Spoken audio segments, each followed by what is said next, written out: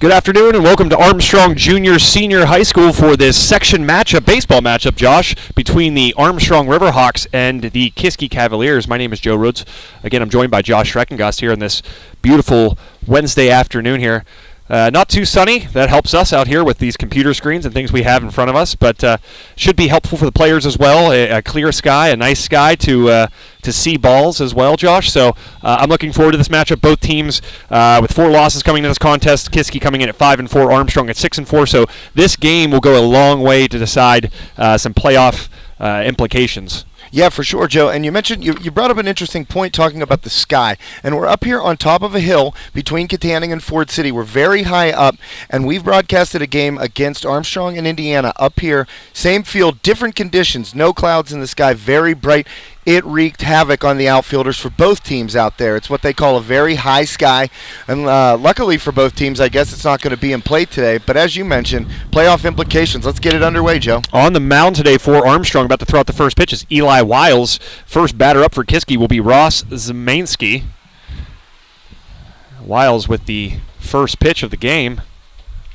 Called strike, so Wiles able to get ahead in the count. I think that's going to be important for both pitchers today to get ahead in these counts, keep runners off base, don't walk anybody, no free passes, and I expect to see that out of Wiles today, who's really grown since the season has started. Yeah, he has matured a lot, Joe. Second pitch is in the dirt, and we'll get past the catcher for ball one, so count even 1-1. Again, at the plate for the Cavaliers is Ross Zemansky. On deck is Nick Smith, and in the hole is Billy Peraz. The pitch. This ball is ripped right to the shortstop. Oh, boy. Tanner Bordick. Are they going to give that to him? Because he looked to be transferring the ball to his hand, Joe, after he caught that line drive, and it just kind of flipped out. So I'm not sure they're going to give him an out on that. I'm not sure either. It appears that the runner is walking back to the Kiski dugout. Dangerous. That was very dangerous. From now on, Bordick maybe hold that for a second. Secure it. It's like the old use 2 hands to catch the ball trick. Make sure it's secure. Yeah, it's always, everybody wants to look flashy out there. You catch a soft line drive, try to flip it to your throwing hand to whip it around the horn, but Bordick on the transfer there, the ball came out. Luckily, got the out call for Armstrong. First pitch to Smith. This ball is lined down the right field line. Camping under it is J.B. Kunst, and that is out number 2. So just like that, Armstrong retiring the first 2 batters of the top of the first inning here. 1 pitch, 1 out in that particular instance, and that'll bring to the plate Billy Peraz. Neat story about Billy Peraz. He actually plays in the summer for Ed Morris in his Armstrong Central travel ball team. I guess you could call it a travel ball team. Yeah. Peraz very familiar with this field. It'll be interesting to see how he plays here today with that familiarity. The first pitch, low, but strike Got one. The strike. Yeah, one thing I wanted to mention about Wiles, and you kind of alluded to it earlier, Joe, is how much he's matured this season. We've seen him pitch early in the season. We're getting to watch him now. He throws to contact. He doesn't have an overwhelming fastball, but he has good movement, good breaking stuff, and gets a ground ball here. This ball back to Bordick. Bordick's going to throw across and retire the out. So 1-2-3 inning to start the game here between the Riverhawks and the Kiski Cavaliers. So after a half inning, it's Armstrong nothing, Kiski nothing. For Josh Schreckengast, my name is Joe Rhodes. Sample Sports Stream. We'll be right back after a message from our sponsors.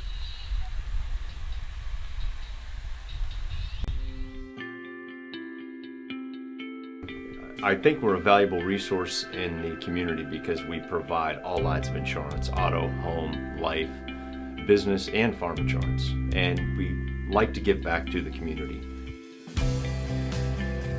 We have specialists that do farm insurance, specialists that do business insurance, persons that do home only, auto only, and life only. Everybody in our office is licensed for insurance. The nice thing about having an agency in my hometown, and one of the things that we track with our staff are families protected. And that's the thing that we focus on, is protecting families, protecting their assets and their livelihoods. That's one of our tracking measures is the families protected. You can make things policies sold, but it's not about that. It's about protecting families.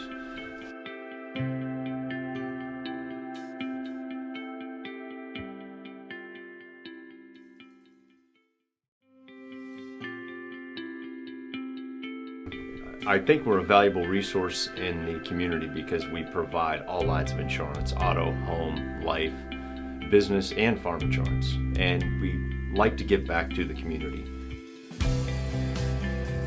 We have specialists that do farm insurance, specialists that do business insurance, persons that do home only, auto only, and life only. Everybody in our office is licensed for insurance. The nice thing about having an agency in my hometown, and one of the things that we track with our staff are families protected.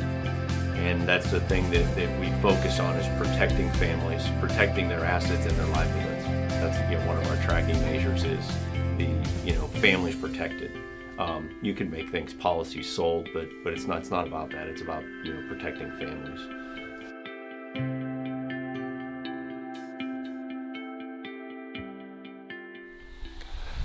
And welcome back to Armstrong Junior Senior High School for the bottom half of the first inning.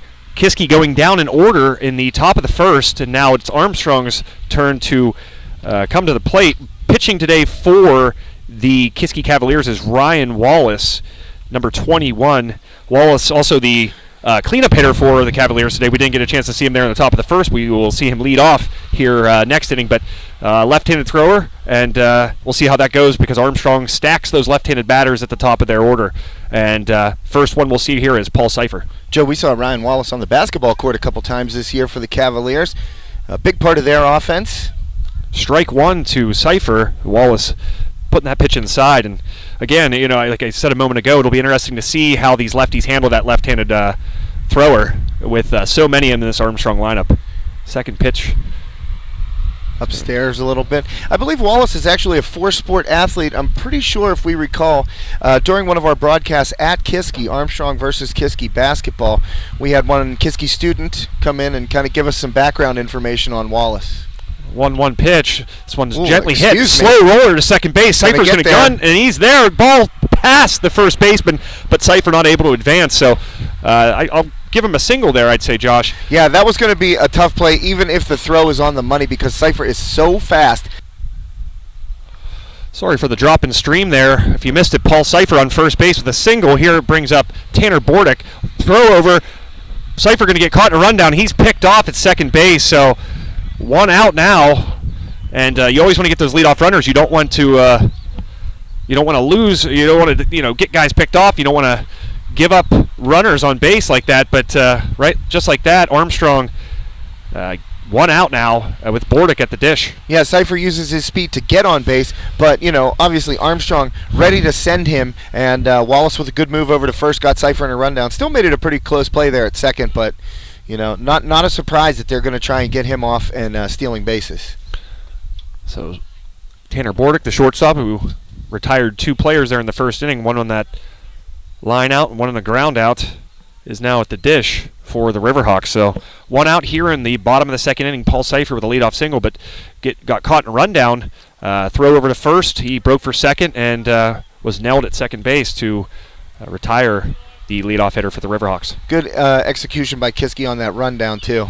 Bordick, this ball hit sharply down the line. Brad Hobaugh.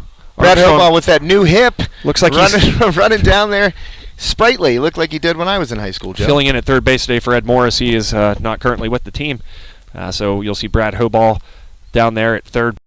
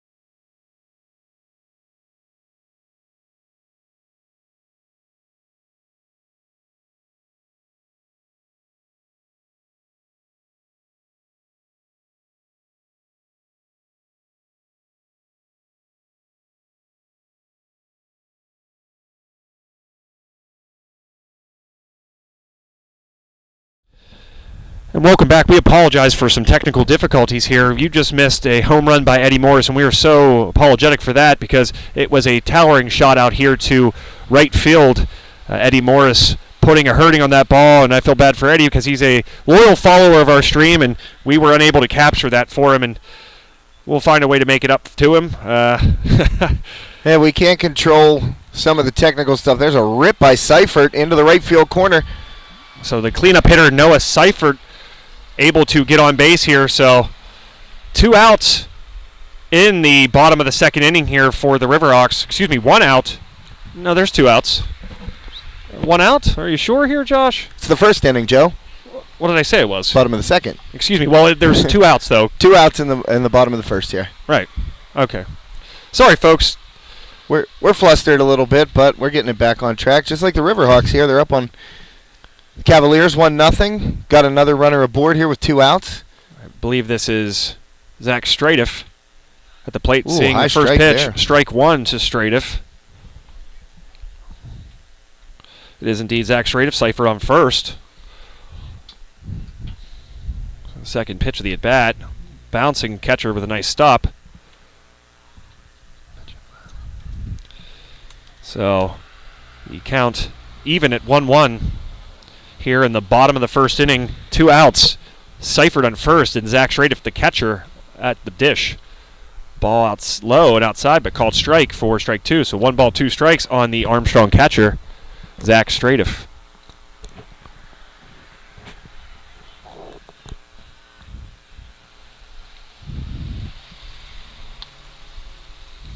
Ball upstairs on Stratiff right there. Wallace got that strike. Maybe not exactly the same place, but the elevation looked similar.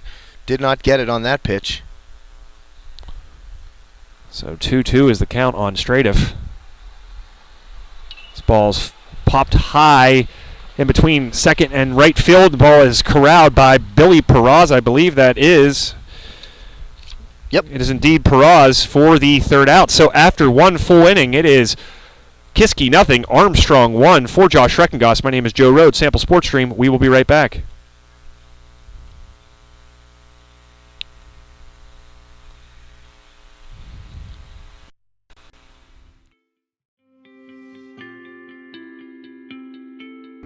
I think we're a valuable resource in the community because we provide all lines of insurance: auto, home, life, business, and farm insurance. And we like to give back to the community.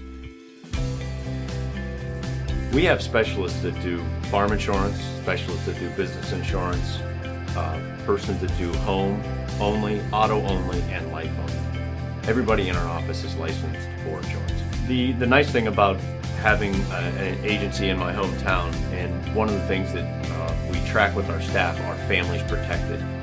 And that's the thing that we focus on, is protecting families, protecting their assets and their livelihoods.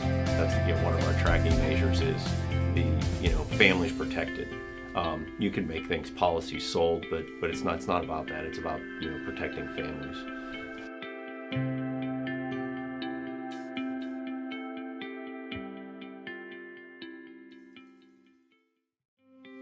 Track with our staff are families protected.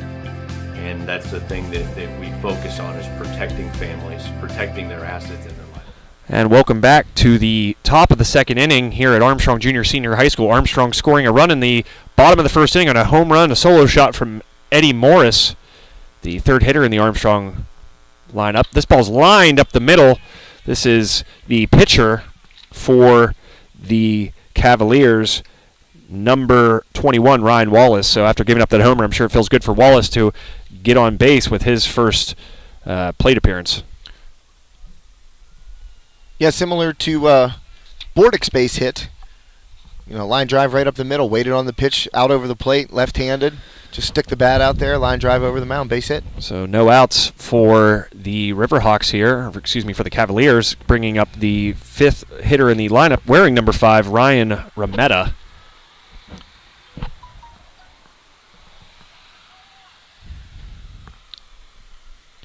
Wiles looks to first to keep the runner on. Looks home and fires.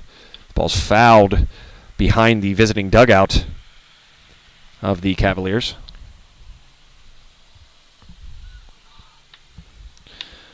So again, Eddie Morris hitting a solo shot here in the bottom of the first inning that just concluded to give Armstrong its lone run. Now they're back on defense, leadoff hit with no outs, and Remeda at the dish for the Cavaliers.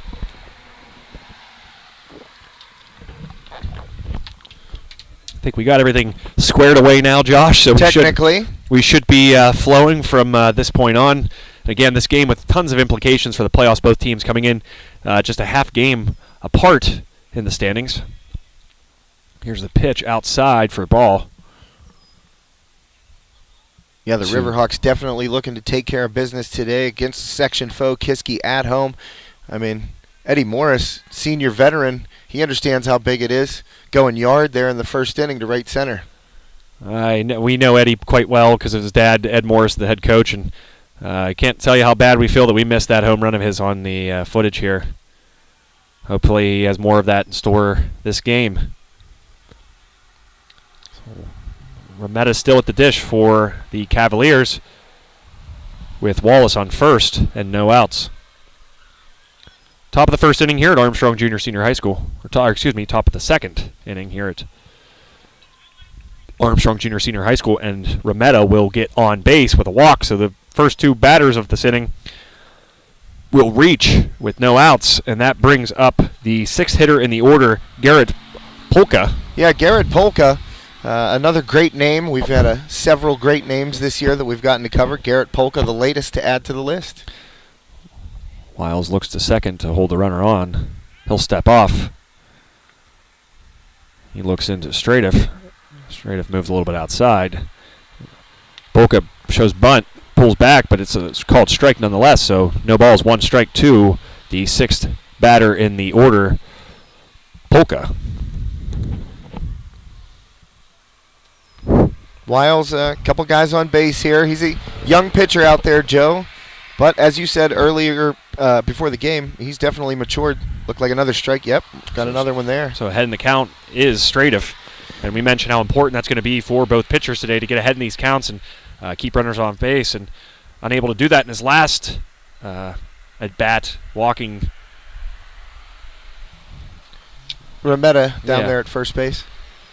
Here's the pitch, strike three, swinging. So one out now for the Riverhawks here in the top of the second inning. Big out there for Armstrong after the first two batters were able to reach. Yeah, and that's tough for Kiski right there, not being able to move those two runners up. You saw Polka show bunt, and then he took two strikes, and right then effectively ends your opportunity to bunt. Zach Morrill at the dish now for the Kiski. Here's a throw back to second. It'll bounce off the runner, but not far enough for anyone to advance, so runners will stay where they are at first and second here with one out. Paul Seifer firing a rock over the center field fence. Glad we were able to catch that at least. Doing a little field maintenance out there for the Riverhawks. And the pitch to Morrill, high for the ball. So one ball, no strikes to Morrill. One out here in the top of the second inning. Wiles in the stretch and the pitch. Ball fouled back behind the Kiski dugout for strike one. Well, I know there are two little kids in attendance today, Joe, that could be chasing those foul balls down. That would be my son and daughter, Aiden and Isabella, joining us in the broadcast booth. Hey, there are foul balls down there, kids. Why don't you go grab them? Wait, what? So, trying to get some balls back in play here for Wiles. Count even 1-1 to Morrill. Remeda on first. And McGarry now on second, the courtesy runner for the Cavaliers. Yeah, he came in for Wallace after Wallace reached on that line drive single to start the inning. Open stance for the right-handed swinging Morrill. Wiles looks to second, throws the pitch. Swing and a miss. So we talk about, you mentioned that Wiles isn't necessarily a guy that's going to blow it past you, but he's got a lot of swing and miss so far in this game. Got a strikeout the last at bat, and there was a big swing and miss right there against Morrill. Yeah, another big out for the Riverhawks. If Wiles can get Morrill right here, keep those runners at first and second. And the pitch, ball's poked down the line, Kuntz will camp under it, and he will get the out. So runner will tag up from second. He'll reach easily at third, but now 2 outs and runners on the corners. Yeah, Kuntz able to track that ball nearing the right field line, about halfway in right field there. Came up throwing to third. Not necessarily the right throw from right field in that situation, but Remetta at first base, for Kiski, did not try to advance on Kuntz's throw to third base. Now 2 outs here in the top of the second inning, and it brings to the plate Derek Hald, number 18. The 8th batter in the Kiski order. First pitch. It's called strike. So Wiles able to get ahead in the count here once more. No balls, 1 strike. That was that perfectly placed fastball, Joe, on the inside corner, just chipping at that black. Wiles, nice location on that pitch and ahead in the count right off the bat. Always talk about first pitch strikes. This ball low, but blooped into center field just over the head of the shortstop Tanner Bordick. He gathers, but the run will score from third, so that will tie up the ball game at 1 apiece here in the top of the second inning. Yeah, McGarry, scored on that. Muriel able to just throw the bat at that ball. Seemed like it was out of the strike zone, just enough to lob it over Bordick's glove. Kiski ties the game, Joe, 1-1 here in the top of the second inning. So 2 outs, runner on first and second, and that'll bring to the plate the designated hitter for Kiski, I believe, Matt Skelly. Matt Skelly.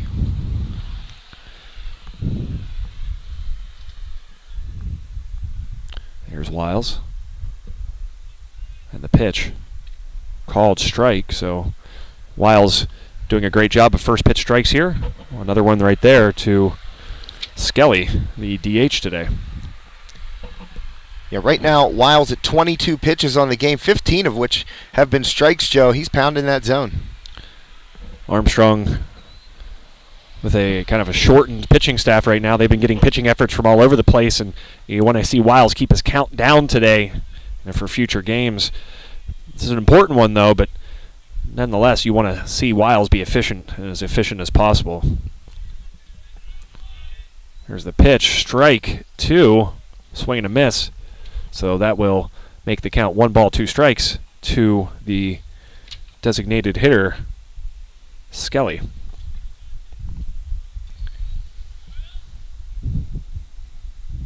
Runner on first and second here, 2 outs. In the top of the second inning. Here's the pitch. Swing and a miss. So Wiles with another swing and miss, strike 3. So now, after 1.5 innings, it is Armstrong 1, Kiski 1. For Josh Schreckengoss, my name is Joe Rhodes, Sample Sports Stream. We will be right back after a message from our sponsors.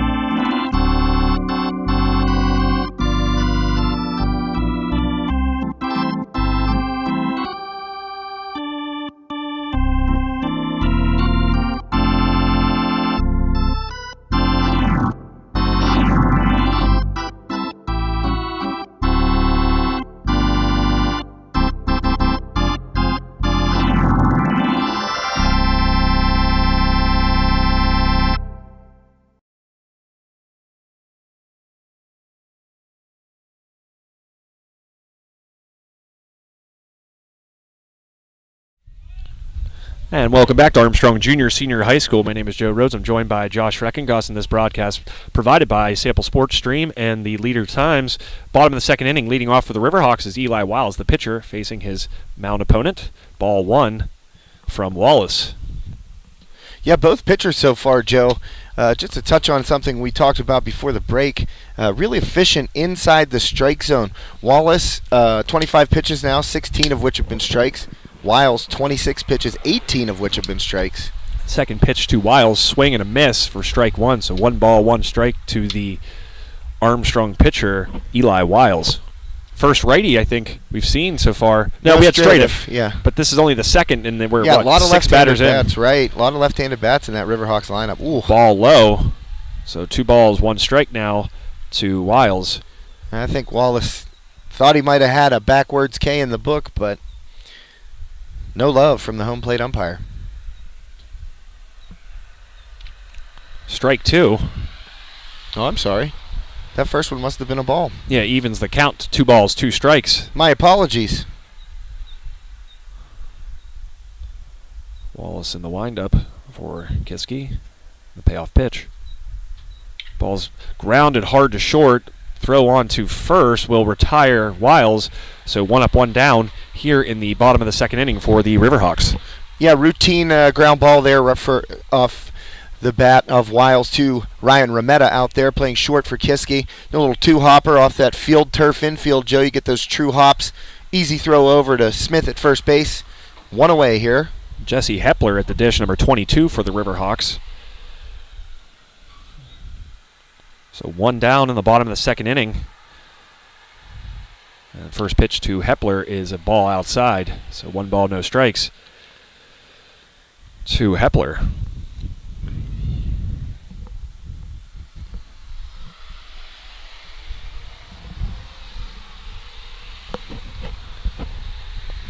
Second pitch to Hepler. Hard to see what the umpire called there. 2 balls. That was downstairs, yeah. So now 2 balls, no strikes. Hepler able to get ahead in the count here, so definitely a batter's count for him. And the third pitch, this will be low as well, so 3 balls and no strikes to the outfielder, Jesse Hepler. Yeah, and Wallace, really, only 1 of those have been close. And the fourth pitch of the at-bat upcoming. This ball is called, it's a low pitch, but called strike, so that'll run the count to 3 balls and 1 strike with 1 out here in the bottom of the second inning. Nice to see Ed Morris back on third base. A little bit of a late arrival. Gonna walk Hepler there on the ball 4. So the second batter of the inning now is on with 1 out. And this will bring up Pete to the dish. Lane Pete, wearing number 6 for the Riverhawks. One of the younger players on the team. Coming into this game, batting .267 is Lane Pete, with only 2 strikeouts so far. First pitch swinging, grounded hard to second base. Throw will go on to second. Look to turn 2. Throw is off the mark, so Pete will reach safely on first, but the lead runner is out in the fielder's choice. So now 2 down with a runner on first for the Riverhawks. Yeah, Pete must have seen, pitch in the zone that he was looking for up there, cutting on the first pitch, especially after, Wallace had given up a walk there. Not necessarily maybe what the strategy you want to employ is to cut at that first pitch. John Brody, J.B. Kunst at the plate for Armstrong to round out their order. Another lefty in the lineup with a runner on first and 2 outs. First pitch strike, so they'll make the count no balls and 1 strike to Kunst. JB's had a little action out there in right field, a couple of putouts. Throw over to first. Back safely is Pete. And one of those young players that Ed Morris was raving about. Second pitch here. Ball's fouled behind the Armstrong dugout to Kunst. That'll even the count to 1 ball and 1 strike. Or excuse me, no balls and 2 strikes.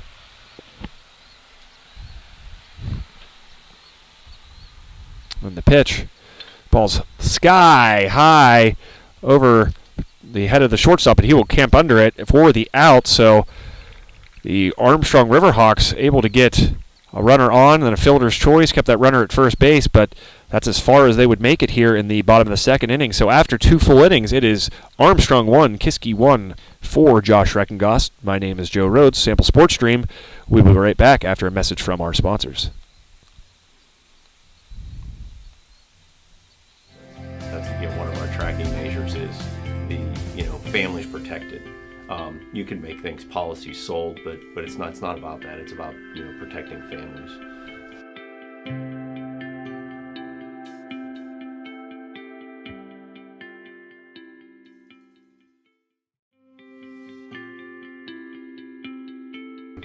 I think we're a valuable resource in the community because we provide all lines of insurance: auto, home, life, business, and farm insurance. And we like to give back to the community. We have specialists that do farm insurance, specialists that do business insurance, persons that do home only, auto only, and life only. Everybody in our office is licensed for insurance. The nice thing about having an agency in my hometown, and one of the things that we track with our staff are families protected. And that's the thing that we focus on, is protecting families, protecting their assets and their livelihoods. That's one of our tracking measures is the families protected. You can make things policy sold, but it's not about that. It's about protecting families.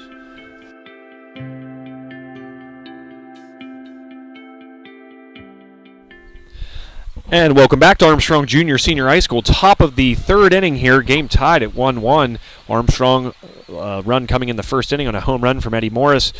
The Cavaliers able to get that run back in the top of the second, and this is their first plate appearance since getting that run in the second. First batter is Zamansky.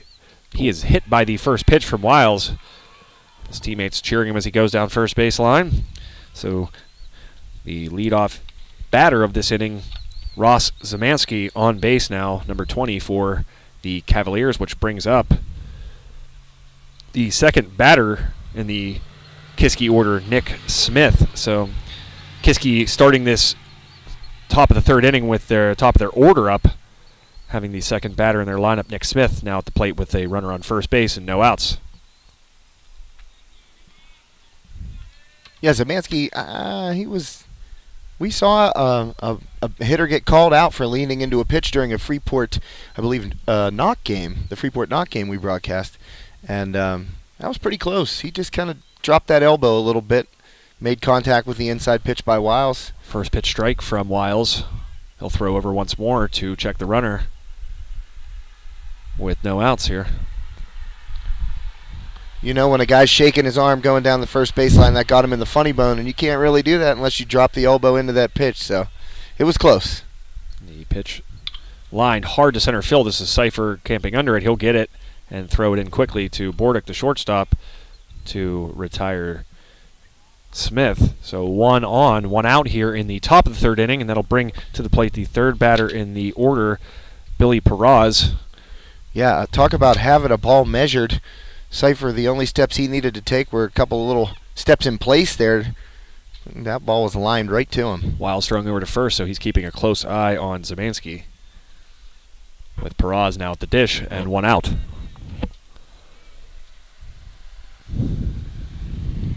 Wiles with the pitch. Runner going.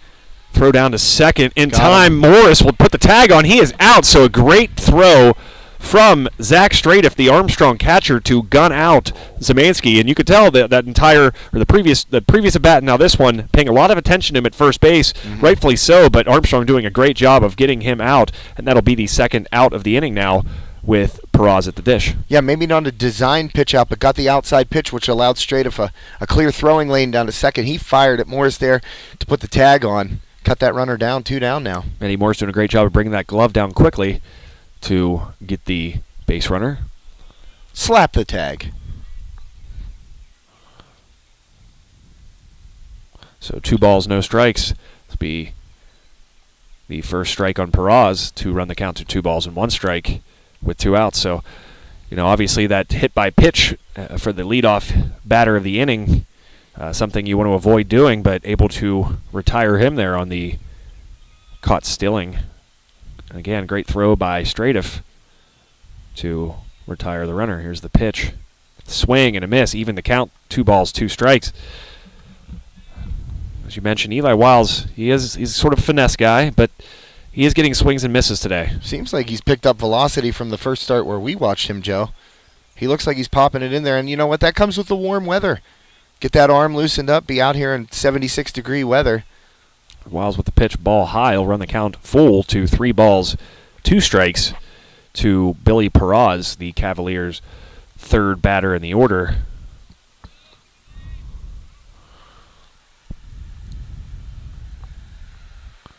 So 3 balls, 2 strikes. Step off by Wiles. Real quickly, I want to go around the diamond. Stradiff catching, as we mentioned a moment ago. Noah Seifert at first. Eddie Morris second. Tanner Bordick at short. Lane Pete at third. J.B. Kunst in right. Paul Seifert in center field. And Jesse Hepler in left. Ball grounded to short, where it's Tanner Bordick gathering, throwing onto first to get the third out of this top of the third inning, to get the Riverhawks out of the inning. So after 2.5, it is the Kiski Cavaliers 1, the Armstrong Riverhawks 1. For Josh Schreckengoss, my name is Joe Rhodes. Sample Sports Stream. We will be right back after a message from our sponsors.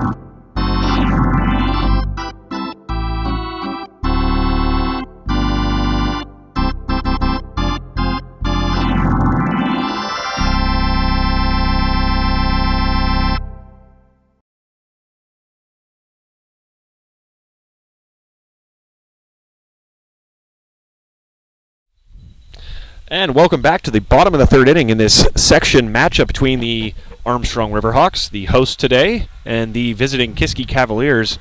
My name is Joe Rhodes for Sample Sports and Leader Times. I'm joined by Josh Schreckengoss on this nice day for baseball here at Armstrong Junior Senior High School. And a 1-1 game so far, so runs at a premium so far. And the only run for the Riverhawks, a solo home run from second baseman Eddie Morris. And the Cavaliers getting their lone run in the top of the second. Coming to the dish for the Riverhawks is Paul Seifert. Yeah, Seifert, top of the order, able to leg out a single in his first at-bat. A little, check swing past the mound, past Wallace, and Seifert blazing down that first baseline. Beat that out. He would have beat it out even if the throw was perfect. Seifert coming into this game batting .367 for the Riverhawks as their leadoff hitter. He shows bunt, pulls back for ball 1.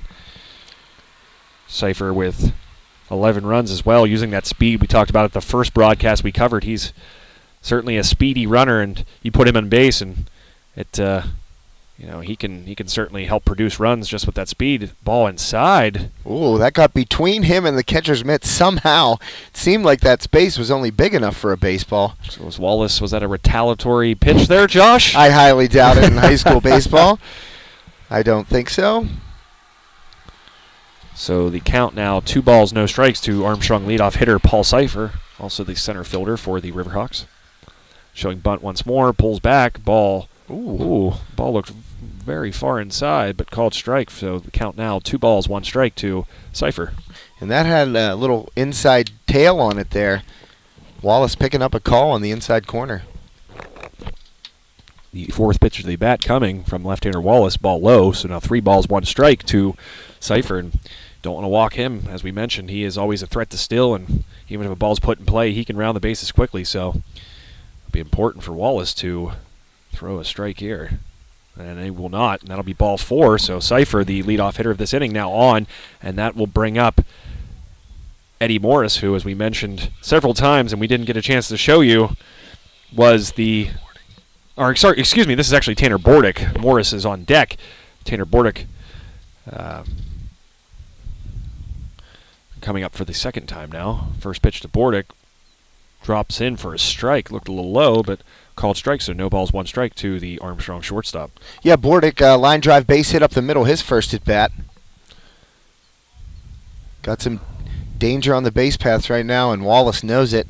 Throw over to keep Cipher honest, and he will get back safely. So no balls, one strike to Tanner Bordick, the left-handed swinging shortstop for Armstrong. We mentioned a moment ago how J.B. Kuntz is getting tested out here in right field. Bordick with several plays coming his way on the defensive end so far. Now in the bottom of the third inning, coming to bat for the second time in this game. Here's the pitch. Ball hit foul directly behind the catcher and umpire against the Armstrong backstop for strike 2. So 1 on. No outs here in the bottom of the third inning of this section matchup between the Kiski Cavaliers and Armstrong Riverhawks. Coach Morris all the way down the third baseline. Don't know if he's checking on Paul Cipher, who's kind of stretching and flexing over there at first base. Maybe did something on that dive back on the pickoff attempt. Not sure. So no balls, 2 strikes to Tanner Bordick. Cipher on first. Throw over. Cipher back safely. He didn't dive back in. I mean, he got back easily, but keep an eye on Cipher. Here's the pitch. Ball low and outside. Great job by the catcher, Hald, to keep that ball in front of him. So 1 ball, 2 strikes to Hald. Yeah, to Bordick. Yeah, Hald behind the dish there, able to pick that low outside pitch from Wallace. This ball on strike 3 on Bordick, so... Yeah, Bordick a little confused by that. He stepped out as that curveball was coming in, thought he had a ball. Umpire rung him up, and I'm pretty sure he did not agree with that call, Joe. So, as we mentioned, Eddie Morris, the lone Riverhawk responsible for their only run with a solo shot in the first inning, comes to the plate for a second at bat. First pitch, ball high to the Armstrong second baseman, Eddie Morris. Yeah, and Morris got a curveball, something breaking, a breaking pitch that hung, and he, bombed it to right center field. Morris with a lofty 481 average coming into this contest, 14 RBIs. You can make it 15 RBI now, Josh, after that home run. Also 9 runs, now 10 runs, and all this done in just 29 at bats. So a great start to the season for Eddie Morris of the Riverhawks. There's the pitch. And look upstairs. Not sure where it was, but they're going to call that a ball, I believe, and that'll make the count 2 balls, no strikes to Eddie Morris here with 1 on, 1 out here in the bottom of the third inning. Throw over. This one's going to go wide. This one's going to trickle to the outfield. Paul Cipher's going to have a chance to get to third. There's that speed, Josh, and he will get into third standing up. He didn't have to slide, but he did anyways. He heard you out here. No, I mean, that pickup, that's the dangerous thing. That was just a little slide step. Try to fire it over their sidearm by Wallace, catch Cipher leaning maybe, threw it past his first baseman, Nick Smith, into the fence over there between right field and first base, and Cipher just turned on the Jets into third easily. Now a base hit will surely score Cipher from third. Morris with a 2-ball, no strike count, and the pitch. Ball's hit hard down the left field line. Gonna get out of play. Ooh, barely get out of play there. Down that ginormous hill they have. That one might be rolling all the way to the Allegheny River, Joe. What a great vantage point we have up here. Get to see the winding. The winding Allegheny? Yes, here's a ball. We're above the winding Allegheny, but we can see it. We can see the rolling hills of western Pennsylvania, beautiful western Pennsylvania. My hometown here, Katanning, PA. And what is a perfect day for baseball temperature-wise, and the sky is a good one for players as well. So 3 balls, 1 strike. Here's the pitch to Morris. Ball 4 low, so Morris on base both times this afternoon. Guess you really can't say he was on base too long in the first inning there, Josh. He got to step on all the bases, but on base for a couple of seconds. So now runners on the corners brings up Noah Seifert, the cleanup hitter for the Riverhawks, another power threat for Armstrong. Now the school leader in home runs. Josh, you wrote about that the other day in the Leader Times. I did. We got to see Noah hit a bomb against Indiana, and he set the school record previously held by Dawson Porter, who had 4 as a Riverhawk. Seifert now has 5 career home runs in an Armstrong uniform. Tops in school history, Joe. Great kid, great swing. We've seen him park a few out in Worthington with a Stangs uniform on. Great to see him have that record. The second pitch of the bat, ball low, so now the count 1 ball, 1 strike to the left-handed power hitter for the Riverhawks, Noah Seifert. Little breeze picking up here now in the bottom of the 3rd inning. Here's the pitch, be low and inside. So now 2 balls and 1 strike to Noah Seifert. Runners on the corner with just 1 out. Yeah, I think Wallace might be trying to get a little too fine here. This is the heart of the Armstrong order. Walked Morris. Pitch high.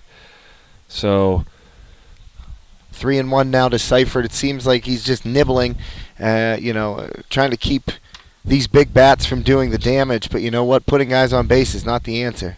And Ryan Wallace having trouble finding the zone here, walking Morris, and now running the count to 3 balls and 1 strike against Noah Seifert. You walk him now, you're going to the bases loaded with just 1 out.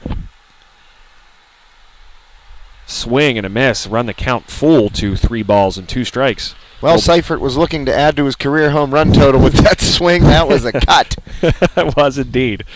Big swing, though. Hey, 3-1 pitch, man. You know you're getting a fastball, and he knew it, too. Just swung over top of it a little bit. Full count, payoff pitch coming.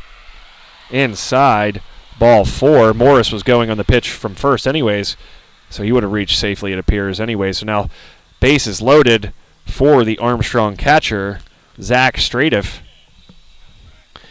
You know, Stratiff has to be feeling really good after firing down to nail a would-be Kiski base runner last inning. You know, that what they say, Joe, you make a defensive play, you have that focus, that energy when you get up to the plate. Usually a guy makes a big play in the field, follows it with a nice at-bat, and a big spot for Stratiff here with the bases loaded. And, you know, Stratiff, not usually a catcher. I got the chance to watch him in the summer for his travel ball team, and he's usually a corner infielder, usually third baseman, second baseman, plays a little outfield at times too, but catching is something new to him, and he has just taken it in stride and done a terrific job for the Riverhawks after losing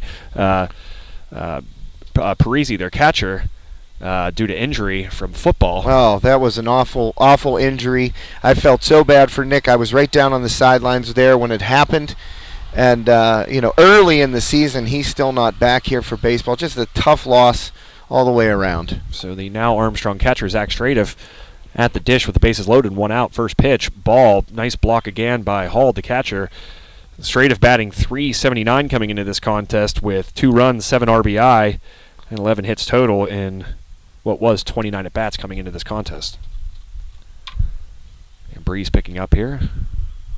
Second pitch of the at-bat, called strikes, run the count even, 1-1 to the Armstrong catcher, Zach Stratiff. Well, mound visit here prior to Stratiff coming up. Wallace knows that, he's going to have to do a little bit of this work himself to keep Armstrong off the board. Ball low, 2 balls, 1 strike to Zach Stratiff. Bases loaded. You have Paul Seifert on third, Eddie Morris on second, and Noah Seifert on first with Stratiff at the dish, facing a 2-1 count. Fourth pitch of the at-bat. Ball dribbler to first base. Throw home, unable to get the lead runner, but that will hold everyone where they are. Run will score, giving Armstrong a 2-1 lead, and the bases will remain loaded. That was a tough play. Ball thrown a little low to the catcher, Josh, and giving Armstrong its second run. Well, Nick Smith did the right thing. He charged that slowly hit ground ball by Stratiff, picked it up, tried to fire to Hall behind the plate, basically crossed Hall up. Hall had to reach across his body with his mitt, couldn't get it over there and hold the plate. Ball goes to the backstop. Armstrong takes the lead 2-1. Eli Wiles, the Armstrong pitcher, coming to the plate now with bases loaded. Still 1 out and 1 across so far in this inning. There's the pitch from Wallace. Low, but called strike. First time I feel like we've seen Wallace get ahead in the count for a while. Yeah, for sure. Wiles looking to help himself here. Here's the pitch, low and inside for ball one. Wiles able to lay off that, backdoor curveball. Wiles with a 250 average coming into this contest for the Riverhawks. 5 singles, 1 double. Ball up and out there by Wallace. I think the count 2 balls, 1 strike. Yeah, 2-1 on Wiles here. I mean, it's tough. A young pitcher, he wants to limit the damage, but sometimes you have to pitch to contact, even with guys on base. Here's the pitch, strike, swinging. So the count will now be even at 2 balls, 2 strikes to the Armstrong pitcher today, Eli Wiles, with the bases juiced and just 1 out. And yeah, just to finish my point, sometimes you have to pitch to contact with guys on base because you're putting guys in hitters' counts. Hard hit ball to second, throw on, bobbled. I think he's going to be called safe. He is. The second baseman with a great play there, but throw to the shortstop was bobbled, and man, what do you call that? Do you call that an error? Do you call that a single? It's got to be an error because Guercio fielded it cleanly. He tried to do the little MLB glove back flip to Remetta at short, and that's got to be an error on Remetta. That ball was there for him to make that force out, and he just bobbled it, Joe. He was trying to turn 2 and never got the handle. That scores Cipher at third. Or excuse me, was that Eddie Morris, I believe? It was. It was Eddie Morris who scored there, moving Noah Cipher to third. Yeah, Armstrong still rolling here. Only 1 out. Bases still loaded. Called strike there to the Armstrong batter, Jesse Hepler. Count now. No balls, 2 strikes. Wallace looking to retire Hepler. He does with 3 straight pitches with a swing and a miss. So now 2 outs, bases still loaded. I'll tell you what, Jesse Hepler did not take a 2-strike swing right there. He about came out of his shoes trying to rip that fastball by Wallace just behind it. Lane Pete at the dish now for Armstrong. Looking to cash in on this bases loaded 2-out situation. The pitch called strike to Pete. Yeah, Pete got up his first at bat, swung at the first pitch. Took a strike right there. I'm sure the coaching staff let him know about it. Second pitch to Pete. Line down the line, but that will go foul down the right field line. Stay in play, or stay inside the fence. Probably dropped about, what did you say, Josh? About 8 feet. Foul. Yeah, I mean that's a slicing swing there by Pete, and it wasn't all that far away from dropping in. You like 9 feet. Yeah, you like to see guys be able to take that pitch in particular to opposite field, and he was trying. Here's the pitch inside. Ooh. They're going to call strike 3. Little help there by Blue behind the plate. Absolutely. But Armstrong able to cash into that inning, scoring 2 runs, but leaving the bases loaded. So after 3 full innings, it is the Armstrong Riverhawks 3, Kiski Cavaliers 1. For Josh Reckengast, my name is Joe Rhodes. Sample Sports Stream will be right back after a message from our sponsors.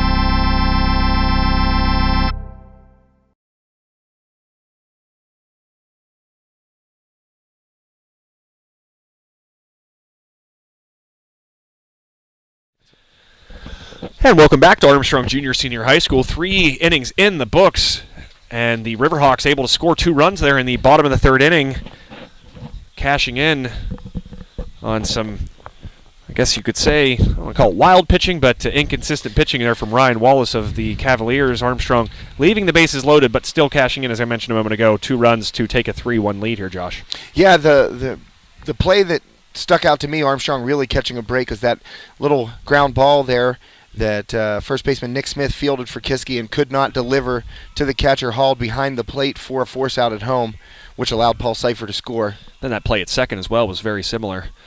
Wallace now at the dish trying to help himself, the left-handed swinger. This ball's hit hard.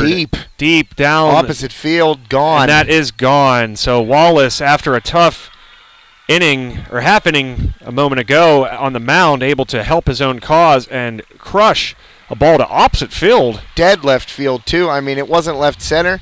That was a shot right over the left fielder Hepler's head, and deep, Joe. That is a poke opposite field. That's a hard ball to hit, too. Is you're being a left-handed batter yeah. yourself. To hit that ball opposite field that deep, that cleared it by a good, 12 feet.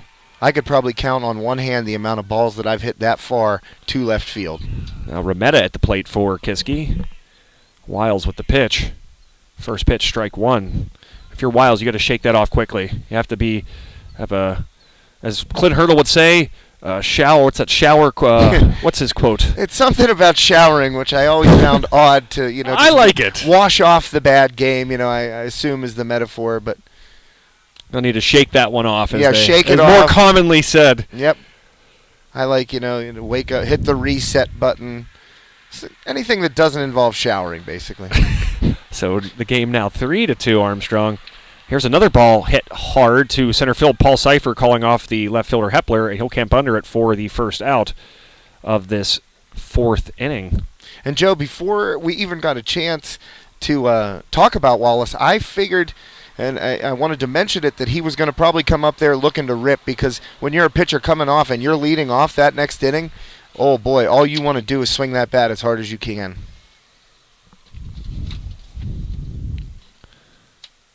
The first pitch of this at bat to Polka is a ball.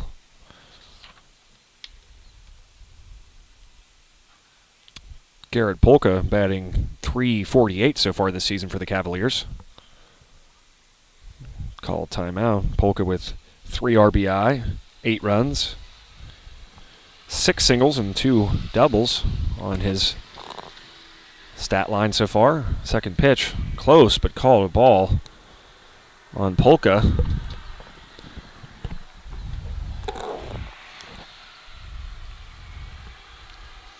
There's Wiles with the pitch. Low and outside. Run the count to 3 balls and no strikes. So Wiles able to get ahead in the count early on, not doing so here in this at bat. With 1 out and 1 across already in this inning for the Cavaliers. There's a strike for Wiles. Count now 3-1. You said he is pitching to contact. He's so far, excluding I'd say this at bat in particular, he's keeping the ball around the zone. Not there, and that'll be ball 4. And Polka sprinting down to first. Well, he knew that ball got away from Stradiff, and, credit to Polka there, hustling down the first baseline and making the turn, a small turn there, listening to his coach. Obviously, he can't see the ball behind him, but sometimes, if a catcher's kind of lazily going back to the backstop there, which Stradiff did not, but, Polka trying to catch Armstrong napping. I like the hustle. I like hustle in any facet of the game. The 7th hitter in the Kiski lineup, Zach Muriel at the plate now with 1 on and 1 out. Already 1 across in this top of the 4th inning. There's Wiles with the pitch. Called strike 1. It's a good place to keep that ball.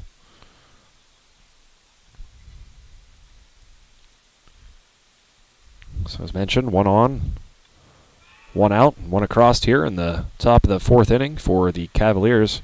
Trying to strike back after the Riverhawks were able to score 2 in the bottom of the 3rd. They already have 1 across here now with a runner on. The pitch from Wiles high for a ball. So 1 ball, 1 strike. Yeah, Wiles still great pitch count right now. Only 46 pitches thrown, 29 of which have been strikes, Joe.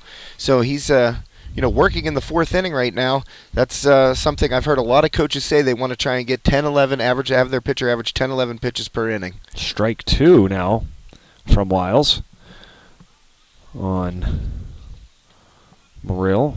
Count now 1 ball, 2 strikes with a runner on first. Wiles will look over there. keep the runner in check. He'll throw over, though. Back safely is Polka.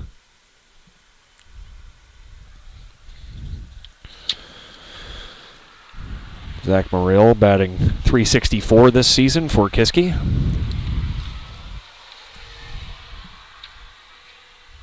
Here's a pitch, fouled, so a hit and run in place there, but ball fouled off, and Polka will be sent back to first base with the count 1 ball, 2 strikes. Yeah, Kiski trying to build on that home run by Wallace. Get back and tie this game. Got the hit and run on there. No one on the Kiski lineup as I look over it quickly with a home run until today, it appears, with the home run a moment ago from Wallace. Here's a hard hit ball to second. Morris quickly to short. Throw on from Bordick. That ball was turned beautifully between Eddie Morris and Tanner Bordick, and a great scoop to finish it up from Noah Seifert. And that will end the Kiski threat here in the top of the 4th inning. So after 3.5, it is Armstrong 3, Kiski 2. For Josh Reckengoss, my name is Joe Rhodes. Sample Sports Stream will be right back after a message from our sponsors.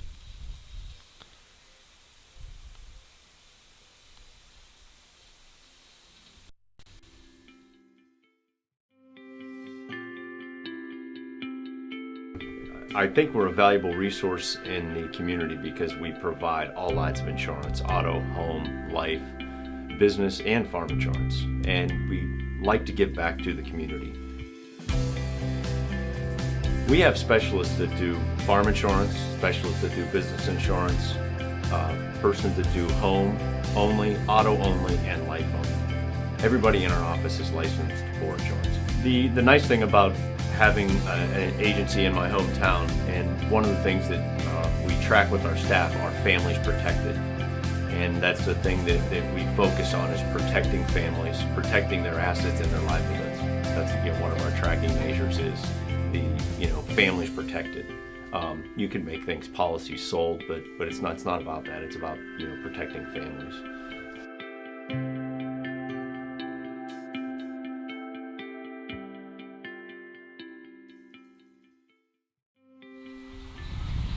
And welcome back to Armstrong Junior Senior High School here in Katanning for this WPIAL 5A section matchup between the Riverhawks and the Kiski area Cavaliers. My name is Josh Schreckengost. Joe Rhodes currently going down to the field, I believe, to get some action shots for tomorrow's edition of the Leader Times. So you can check that out, pick up the Leader Times anywhere in Armstrong County. See our local sports coverage, something that Joe and I pride ourselves with covering for you guys out there. Thanks as always to our sponsor and our official game sponsor today, Shellhammer Atwood and Associates. Right now, Armstrong coming to the dish, up 3-2 here in the bottom of the 4th inning. Kiski able to get a run back last inning with a monstrous home run by pitcher Ryan Wallace to left field.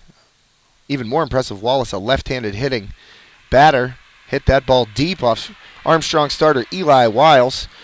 Right now, right fielder J.B. Kunst at the plate facing Wallace.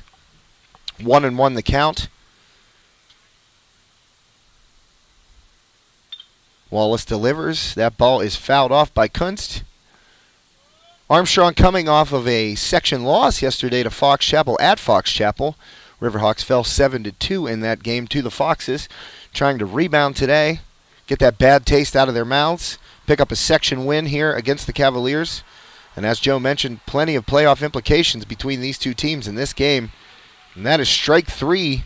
Wallace firing that inside fastball right past Kuntz. That's 1 away.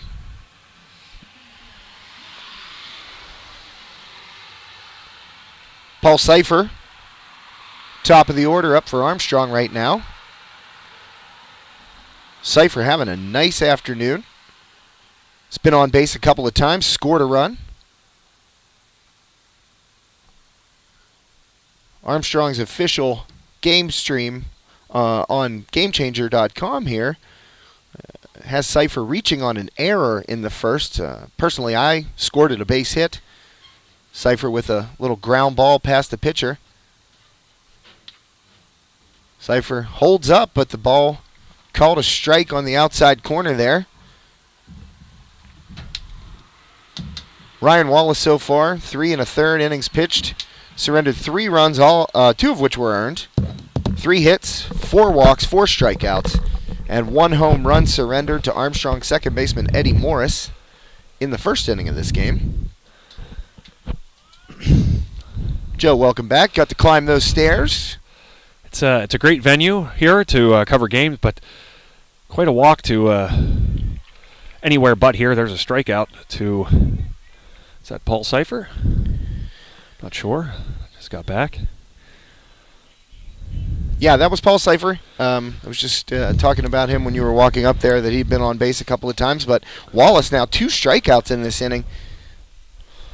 You know, that home run obviously fired him up. It looks like he's got a little extra on his fastball. Tanner Bordick now at the plate for Armstrong. Struck out his last at bat, but coming into this game batting a astronomical .500, Josh, with 7 RBI and 14 runs scored. Well, .500 it is. His first at bat, base hit up the middle. Here's a pitch hit hard at the second baseman, able to corral that throw onto first for out number 3. So after 4 full, it is Armstrong 3, Kiski 2. For Josh Schreckengoss, my name is Joe Rhodes, Sample Sports Stream. We'll be right back after a message from our sponsors.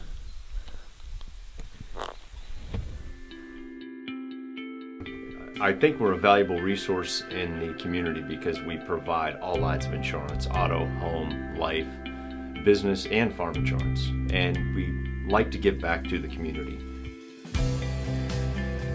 We have specialists that do farm insurance, specialists that do business insurance, persons that do home only, auto only, and life only. Everybody in our office is licensed for insurance. The nice thing about having an agency in my hometown, and one of the things that we track with our staff, are families protected. And that's the thing that we focus on, is protecting families, protecting their assets and their livelihoods. That's one of our tracking measures, is the families protected. You can make things policies sold, but it's not about that. It's about protecting families.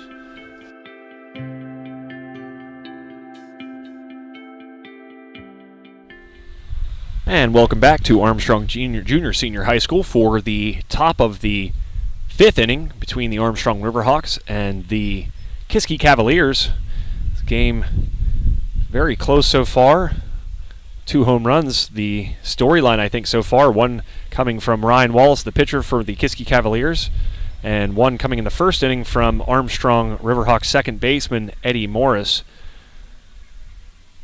to highlight the scoring for both teams.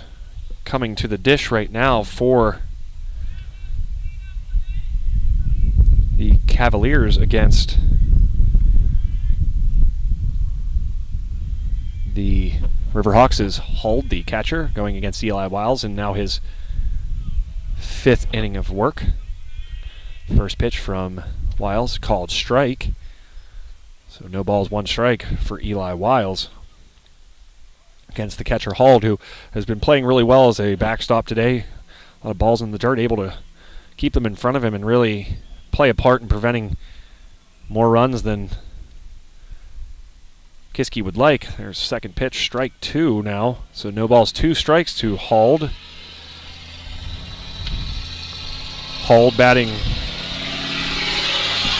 .233 coming into this contest. Here's a pitch lined down over the head of the first baseman, Eddie Morris, the second baseman. I know it wasn't out of your camera view, but Eddie Morris ranging far to his left in foul territory to get that ball. What a play by second baseman Eddie Morris. Wow, that was a run. I'd say he had to go a good 30 yards for that ball, folks, to retire the out. So 1 out now in the top of the 5th inning for the Riverhawks. And at the plate is Skelly for Kiski. Here's the pitch from Wiles. The ball's hit hard, high ball. Morris will range for that one as well. So will Kunst right at the line, and Kunst will corral it in. So Eddie Morris getting a workout there. Didn't come up with that one necessarily, but it ran about the same distance to make sure that somebody camped under it, but Kunst able to do so for the second out of the top of the 5th inning. So quick half inning so far, with 2 men retired.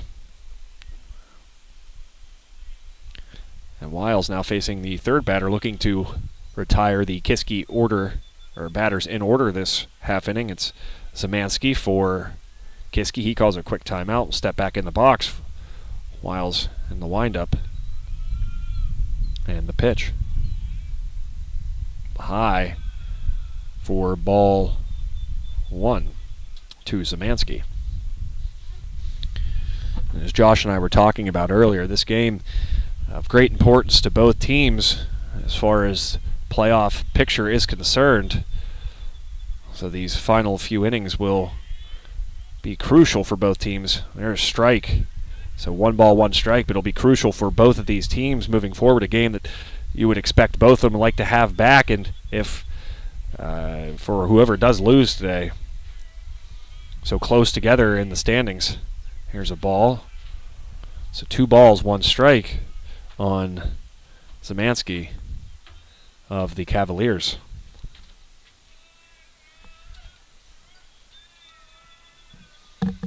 There's Wiles with the pitch. Ball's hit hard down the first base line. Noah Seifert snaring it, and that will retire the Cavaliers in order. So after 4.5, it is Armstrong 3, Kiski 2 for Josh Reckengoss. My name is Joe Rhodes, Sample Sports Stream. We'll be right back. But in the meantime, make sure you check us out online, samplesports.com. Make sure you check out our articles at the Leader Times as well. We'll have a recap of this game and others, the rest of the action around the Armstrong County region and area in tomorrow's Leader Times. So make sure you check that out. So after a quick break, we'll be right back for the bottom of the 5th between the Armstrong Riverhawks and Kiski Cavaliers.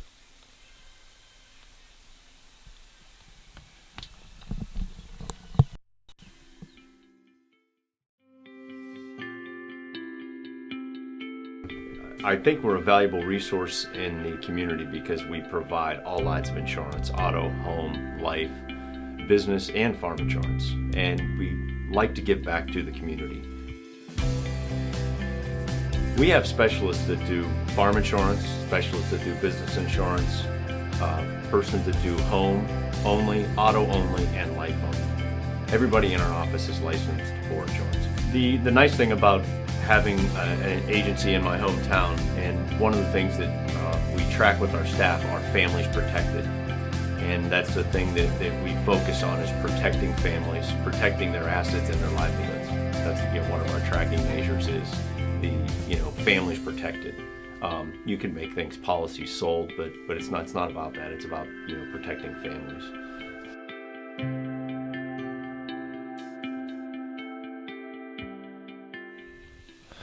And welcome back to the bottom of the 5th inning here between the Kiski Cavaliers, the visitors on the scoreboard, and the Armstrong Riverhawks. And coming to the dish is Eddie Morris on base 2 times. A walk is last at bat, and a home run in the bottom of the 1st inning. So Morris trying to stay perfect as far as on base percentage is concerned. Got him. Morris beamed with the pitch. It was breaking ball, luckily. You could tell it didn't have a lot of zip on it. So Morris now reaching base for a 3rd consecutive time.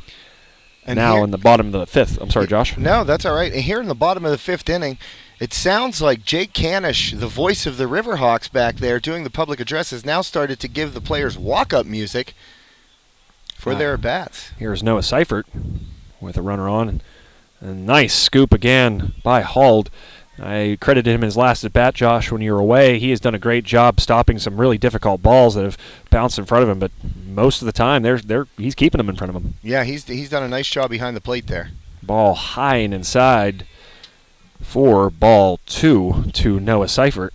As we mentioned earlier, the all-time leader in Armstrong home runs in a career with 5 now, passing Dawson Porter, who hit 4 last year. And that was Wallace's 88th pitch of the game, so that's something to keep an eye on. You'd expect this to be his last inning, I would imagine. This may be his last batter if he is unable to get Seifert. 2 balls, no strike to Seifert here in the bottom of the 5th. He puts a hard swing on it. It'll get past the first baseman, and Morris will hold. Oh, the ball getting away from the right fielder for a moment, but Ed Morris at third telling Eddie Morris to hold up there. Yeah, we could hear him all the way out here and 500 feet away from the plate, Joe. We heard Coach Morris telling The younger Morris, hold. That ball sharply hit by Seifert into right field.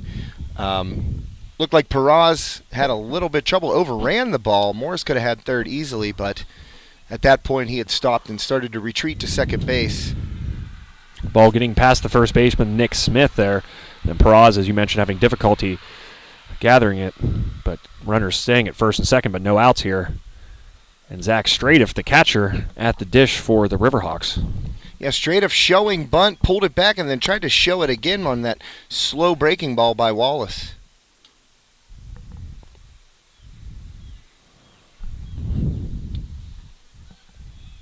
Here's another bunt attempt called strike on Stradiff, so trying to advance those runners over are the Riverhawks right now with runners on first and second with no outs in the bottom of the fifth inning. Hall did a nice job again there, Joe, picking that pitch from Wallace out of the dirt at home plate. Here's the pitch to Stradiff, dropping in. I'm not sure where that was. It looked like... I mean, you know, again, a breaking ball. Kind of hung it there, just ended up coming a little bit high on Stradiff. I don't think Zach was looking for the breaking ball there, but here's a ball fouled Into the aluminum bleachers there. where I was actually broadcasting from yesterday for the Riverhawks softball game here at this beautiful complex. Count now 1 ball, 2 strikes to Zach Stradiff with 2 on and no out still.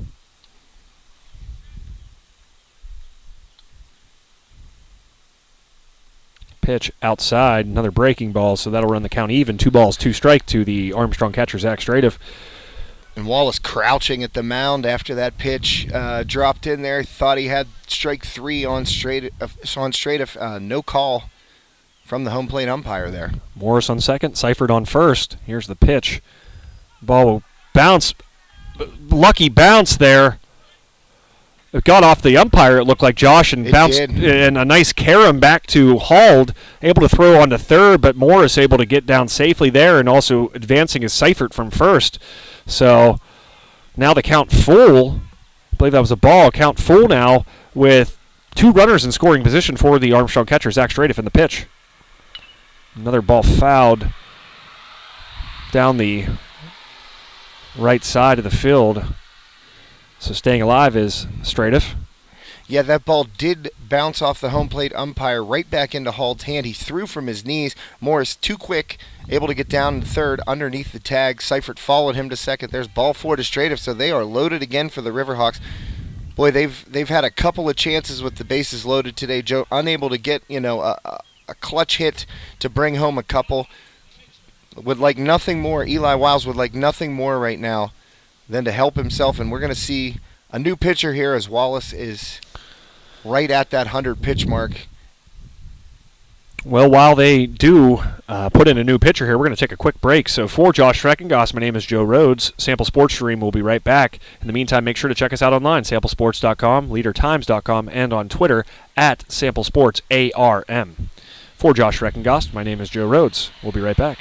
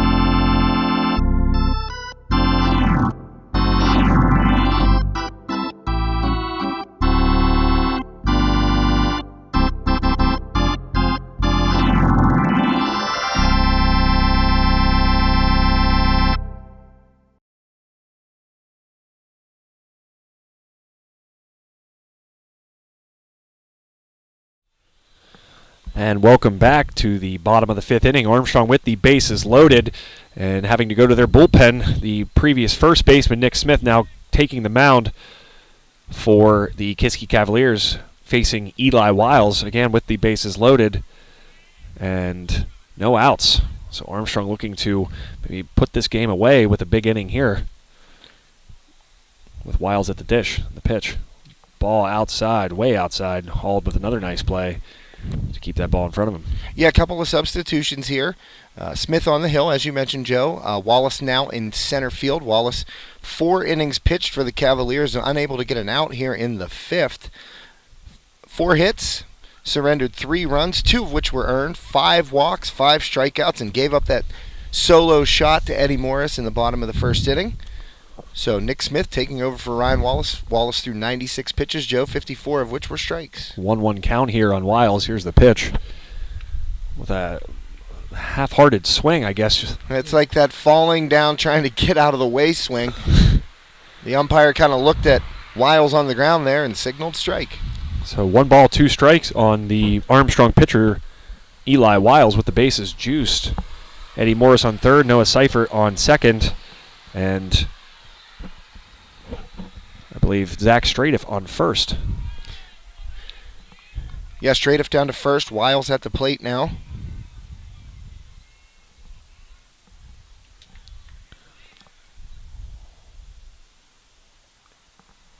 So here's the pitch to Wiles.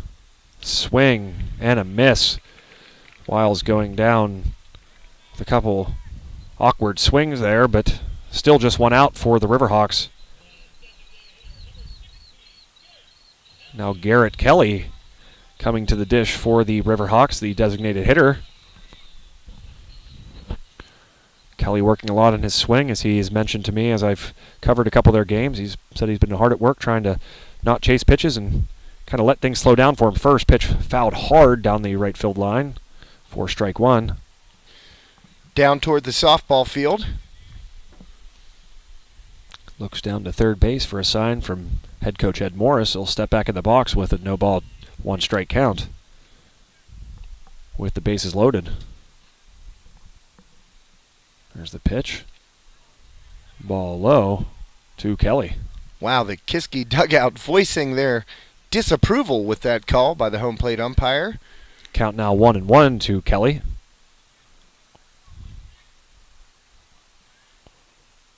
We're in the bottom of the 5th inning. That's a ball as well. Kelly kind of bailed out of that one early. Kind of thought it was going to be high and inside. It broke down. Nice breaking pitch from Smith, but Kelly fortunate to get the call from the home plate umpire. Now up 2 balls, 1 strike, and the pitch. Ball's hit hard to center field. Wallace running, not going to get that one. Wallace won't get it. It's going to go short of the fence. Wallace going to get it in quickly. Kelly down into second. Throw in home. No good, but that will score 2 runs, for the Riverhawks, and give them a 5-2 lead. What a great job by Garrett Kelly there, finding a pitch to hit and driving it hard to center field and helping his Riverhawks pad their lead, now up 5-2. Couple of things to unpack in that at bat to Garrett Kelly. There were 2 borderline pitches by Nick Smith that were not called strikes there, forcing Smith to come more into the zone than I think he would have liked, and Kelly waited on that fastball out over the plate and drilled it over the head of center fielder Ryan Wallace. That is the big hit the Riverhawks have been looking for all day with the bases loaded. Garrett Kelly must have been really working on that swing, Joe. He delivered the 2 RBI double right there. This is Jesse Hepler, I believe. Armstrong's game changer, one of the game changers we're following. This ball's hit liner and throw home. Nice job by the third baseman there of Kiski to get that bouncing ball, Murill, to throw home and get the runner who was breaking for the plate. So J.B. Kuntz now at the plate for Armstrong. But credit again to the Kiski third baseman there. Murill able to charge that ball with the infield drawn in. Charge that ball, fired a hauled behind the plate, able to put the tag down. get that second out at the plate, keep it a 5-2 game. So now runners on the corners for J.B. Kuntz, the right fielder for the Riverhawks.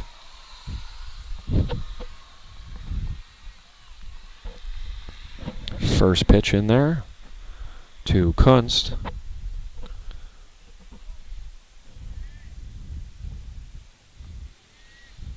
(5-2) Armstrong leading here, thanks to a 2-run double by Garrett Kelly a moment ago. Adding to the Armstrong lead, came into the inning leading by just a run. Now in relief is Nick Smith. And Kelly getting to Smith there with that double that scored 2 more to give them a 3-run lead.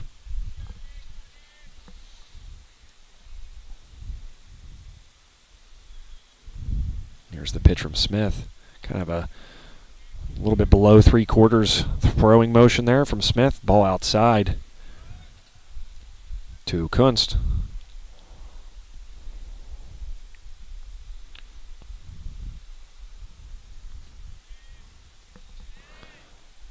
Smith in the stretch. And the pitch to Kunst. Kunst hard liner between second and first. That'll score 1 more.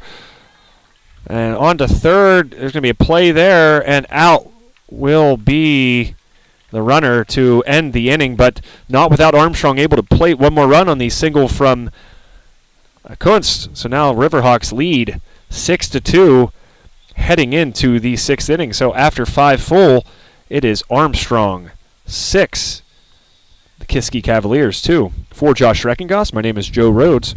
Sample Sports Stream will be right back after a message from our sponsors.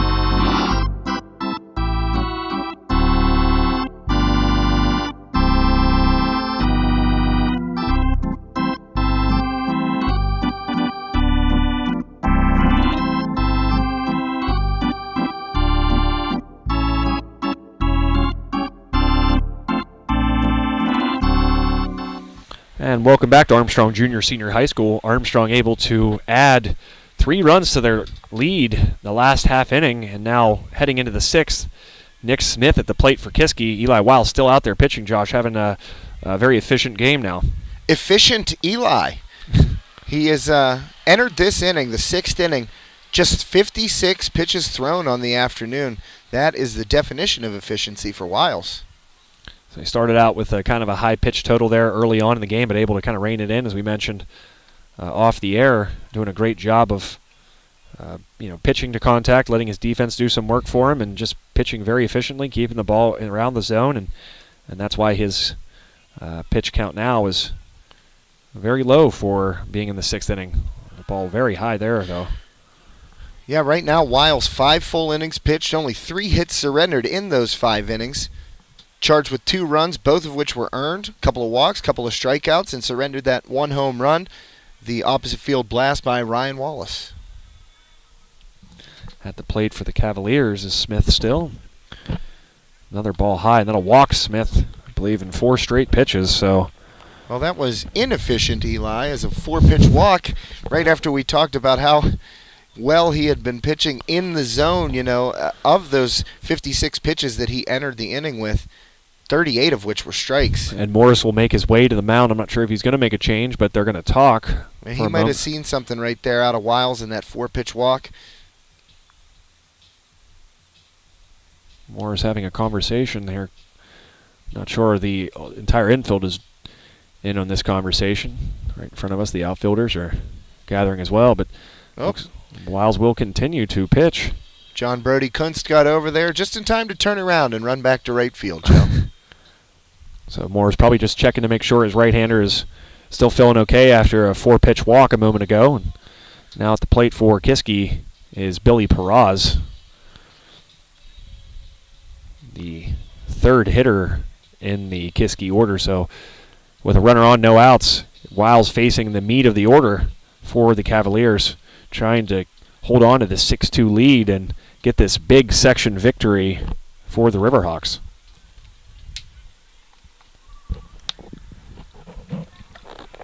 First pitch ball low to Peraz. 5 straight balls here to start the top of the 6th inning from Wiles. Going to need to re-establish that strike zone here. Don't want to give anything back, especially after getting some insurance runs there in the bottom of the 5th, Joe. Second pitch to Peraz outside, called strike. So no one out here in the top of the 6th inning, but a runner on first, and the third hitter in the Kiski order up in the form of Billy Peraz.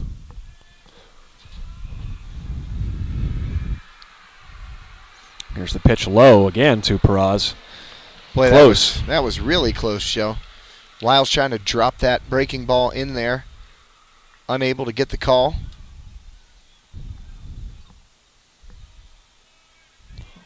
Wiles now trying to pitch himself out of this little mini jam. There's a ball fouled off. That'll get 2 strikes on the count now at least. Run the count to 2-2 against Peraz. I mean, if your head coach Ed Morris here, you can't ask for much more out of your starter than Wiles has given you today. Really, for the most part, Kiski unable to put together a big inning. Here's the pitch. Peraz fouling this one back against the backstop, so staying alive is Billy Peraz. Just can't get over how great the weather is today, Joe. It was calling for rain yesterday. We're up here on top of the hill where it gets really windy, but today is just perfect. Perfect day for baseball. It absolutely is. Not too hot, not too windy, as it typically is here. Here's Peraz grounding hard. Nice scoop from Bordick. Throw onto first. Runner will be safe at first. Ball got away there from Seifert. But tough hop, a short hop there by Bordick. He didn't know whether to charge that more or wait. It was an in-between hop, but Bordick doing a great job of getting it to the second baseman, Eddie Morris, to retire the lead runner there and get Armstrong its first out of the top of the 6th inning. Yeah, Eddie Morris just trying to flick that ball across the diamond as fast as he could, just a little outside of Noah Seifert's reach over there at first base. Peraz able to get on. Kiski lucky they did not, hit into a double play right there. So at the dish is Wallace, who went deep. I believe his last at bat. Josh ball's opposite. Still sitting out there, Joe. Nobody's tracked it down. A good 25 feet behind the left field fence. First homer of the season for the Cavaliers. And it was a shot. I mean, he got all of that ball. Impressive opposite field home run by today's starter for the Kiski. Wiles looks in. And the pitch. Ball low. Stradoff keeps in front of him. He'll throw down the second with a hard throw, but the runner will get in safely. But what a gun by there by Stradoff. Well, he showed it off earlier in the game, Joe, cutting down a would-be base stealer. Stradoff has pitched a little bit for the Riverhawks this year as well. So, obviously, a capable arm back there behind the plate. Absolutely. Yeah, absolutely. Absolutely. Positively. Sometimes, you're thinking one thing and you're trying to say another, and it ends up becoming a whole new word. Here's a ball hit hard to Seifert. He grabs it, throws the second, but the runner will get back in time. So great job there by Noah Seifert, showing off the glove at first base. And that will be the second out of the inning and keeping that runner at second base here in the the top of the 6th inning. Yeah, Seifert has flagged down a couple of hard hit line drives there, made a couple of nice picks over at first base. Oof. A pickoff attempt there, nearly getting the runner. Peraz. Yeah, he was leaning a little bit there. He's taking a wide lead off of second base. It's almost kind of looking like he's going backwards. Here's the pitch. Calls strike And against. he kind of leveled off his line there, but he started his leadoff almost backing in to left center, toward left center field. Ryan Remetta at the dish. Saw a strike there. Noah Seifert, that play a moment ago. You could tell he played some third to start this season. There's another strike. Played some third. He gunned that ball to second base with some ease. As we mentioned, he started the season as a third baseman, had to move to first after the injury to R.T. Bowser, who was the starter. Poor R.T. That was just we were here that day, Joe, and we saw him get hurt. It's such a freak injury. Hopefully all is well with R.T. and he's back out here. Swing and a miss. Great pitch by Wiles, and I'm sure that will probably be it for him now. Here, possibly not. Who knows? His pitch count's still kind of intact, but what a great way if in fact that is the last batter he faces with the strikeout there. Wiles with 72 pitches so far in this game. So not necessarily a done deal for him, but if in fact it is, what a great way to end a very solid outing by Eli Wiles.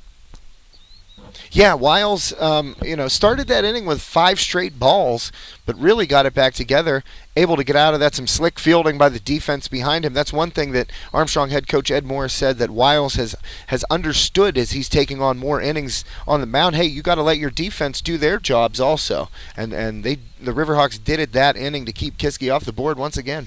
Well, that'll do it for the first 5.5 innings. Only an inning and a half remain here at Armstrong Junior Senior High School, with the Armstrong Riverhawks leading 6-2 over the Kiski Cavaliers. For Josh Reckengast, my name is Joe Rhodes. Sample Sports Stream will be right back after a message from our valued sponsors.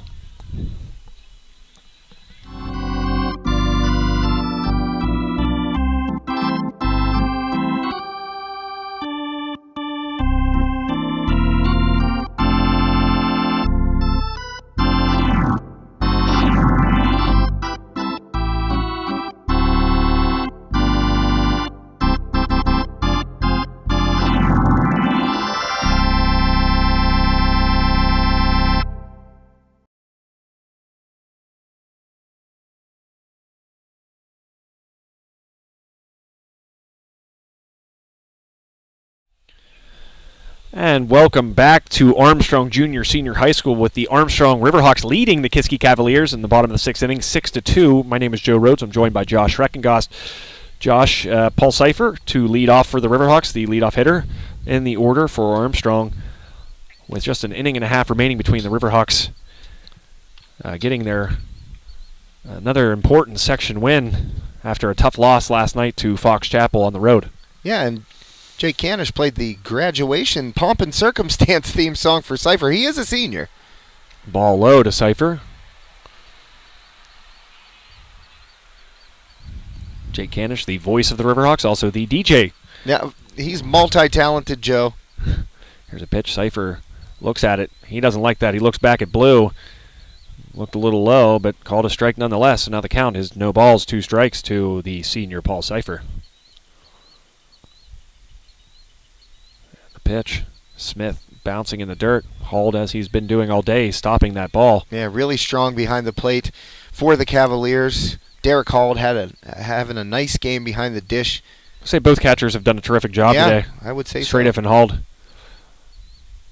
Ooh, ball and called it. Wow. And that's strike 3 against Seifer. He again looks back at Blue with displeasure. Well, he looking to just... He's very frustrated, had the bat above his head, Reminds you of the old Bo Jackson where he snapped the bat. I wouldn't recommend trying that with an aluminum bat. Not with an Easton Ghost. Those things don't snap. Here's Tanner Bordick, the shortstop for the Riverhawks, retired his previous 2 at-bats, getting on base his first, so this will be the 4th time he's come to the dish. Yeah, line drive base hit up the middle was first at bat for Bordick. Played a really great game at shortstop defensively, Joe. Here's a ball dropping into left center field. So Bordick now 2 for 4 on the afternoon with that single. Yeah, and he's, as I mentioned right before that base hit, a tremendous game defensively at short for the Riverhawks. A lot of plays Bordick has made out there in between hops, hard hit balls, ranging. he's done it all in the field for the Riverhawks today. The other end of that double play combination for the Riverhawks is Eddie Morris, who stands in now with that home run in the first inning and reached base with a walk and then a hit by pitch after that. So Morris looking to reach for a fourth consecutive time in this game. And I have to say sorry one more time to Eddie Morris. We missed that home run in the first inning with some technical difficulties. He's going to give us the business. And I'll let him. And rightfully so. We love you, Eddie. I mean, that was a poke. A good kid, a hard-working young man. And if you're hitting 500 in 5A baseball, I mean, that is impressive. And Eddie right up around 500, as you mentioned, on base. Every plate appearance today for Morris. Scored 3 runs today, knocked in a run. There's Bordick getting caught in another rundown. And Bordick, not a good move there by the Armstrong shortstop, Ed Morris. Second one in a rundown today. The Riverhawks have been caught leaning. And he just, it's like he wasn't prepared for that throw over. He kind of just stood where he was and then decided to start breaking for second base. But now no one on for Eddie Morris and 2 outs here in the bottom of the 6th inning. Yeah, the Riverhawks have, as I mentioned, Cypher caught early in the game, similar play. This ball's hit hard down the left field line. Eddie Moore showing some opposite field power. That ball's going to drop in there, I believe. Now they're going to tell him not so fast. He's standing at second. You're going to say it's in. So the left fielder seemed to think it was a foul ball. Now they are sending him back home. So yeah, he was the closest one to it, and he kind of just stopped. Nice opposite field shot nonetheless by Eddie Morris. Yeah, that was a solid swing. Going with the pitch there, waiting until the last second to just unload on the ball and hit it hard down the left field line. Just foul. Morrison here 0-2 now to the Riverhawks. I would say the Riverhawks' best hitter. Yeah, absolutely. I mean, he certainly puts in the work to be called that. So I'd put him up there, and then Tanner Bordick, another good one. Paul Cypher. The top of this order is a very strong. And Noah, can't forget Noah. Noah Cypher, absolutely. So 1 through 4 are very talented, and don't write off Zach Stradiff for having a great year at the dish. And he's several right others. around 400 as well, Joe, I believe. And I actually had that conversation with Ed Morris earlier in the year that this order can hurt you from top to bottom. The guys batting 7, 8, 9 in this order are quality hitters as well. So you don't want to rule those guys out, but certainly Eddie Morris. Making a case to be the best hitter in this lineup with a home run earlier in this game. Beautiful left-handed swing, putting the ball over the fence here in right center field. And he doesn't, Eddie doesn't have the prototypical left-handed swing like Wallace did. As you saw on Wallace's home run, just a big, wide-open, long swing, able to hit that ball to left field. Morris, much more compact, and it allows him to wait on the ball. Morris, 2-2 count, grounds it to second base, throw on to first. Morris booking it, though, still.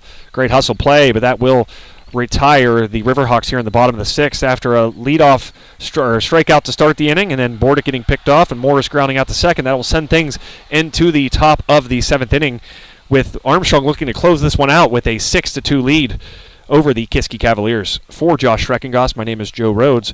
We'll be right back after a message from our sponsors.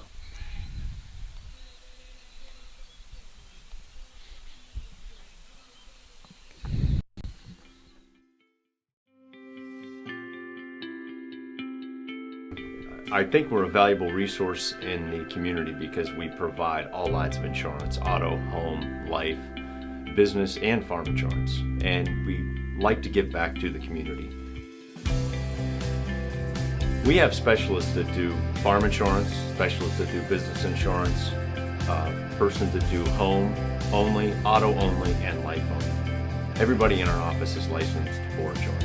The nice thing about having an agency in my hometown, and one of the things that we track with our staff are families protected. And that's the thing that we focus on, is protecting families, protecting their assets and their livelihoods. That's one of our tracking measures is the families protected.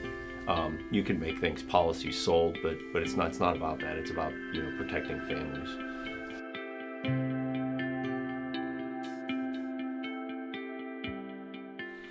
And welcome back to the top of the 7th inning. Eli Wiles back on the mound. We're wondering if that last inning and that strikeout that concluded the 6th inning would be his last at bat or batter face, but he is going for the complete game with just how many pitches, Josh? 73, I believe. Yeah, 73 pitches thrown total in the 7th inning here. That is a perfect average. As we mentioned, most managers want their starter to hopefully try and keep it under 11, 12 pitches per inning. Freeport head coach Ed Carr mentioned he wants his pitchers to shoot for 10 per inning, and Wiles is right there, so looking to try and finish out the complete game here against the Cavaliers. A big start for Eli Wiles. Wiles' first pitch to Polka fouled off. Here's the second pitch high for ball one. Run the count to 1-1 against Garrett Polka. You have to wonder, does he like the genre? I'm sure his grandparents do. You know, I come from a very polka-rich tradition. I do. My father's a big fan. Here's the ball grounded to Bordick. Throw onto first. Good stretch by Seifert. Wow. And he is called out. That is a heck of a play. I mean, you can't overstate how deep of a throw that is for a high school ball player. Deep in the hole in shortstop, and Noah Seifert using every inch with the stretch at first there to get Polka, who was booking it down the line. He was booking it, and credit the arm strength of shortstop Tanner Bordick there, but the stretch just as impressive by Noah Seifert. First pitch here to the third baseman, Zach Morrill, and called strike. So Wiles just 2 outs away from a complete game here and a complete game win in an important section matchup. Here's the ball grounded to third baseman Lane Pete. Pete's going to throw on to Easy first. Play for Pete. Nice throw by Pete, just nice and easy there. The youngster, I believe he's a freshman, Josh. Yeah, getting some playing time, as you mentioned. RT Bowser going down, which forced Noah Seifert to move across the diamond from third to first, which opened the door for Lane Pete. And I mean, he made that throw look pretty easy, Joe. That's usually where you see Eli Wiles when he's not pitching, but today, since he is on the mound, you'll see Lane Pete manning. So 2 down here, and here's Hald, the backstop for the Cavaliers. First pitch ball to Hald.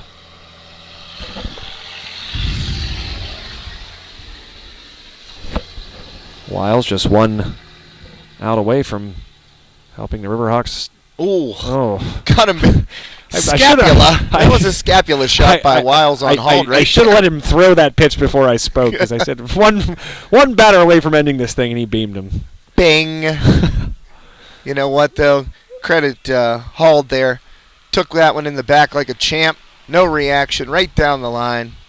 Couple of high fives there coming into the dugout.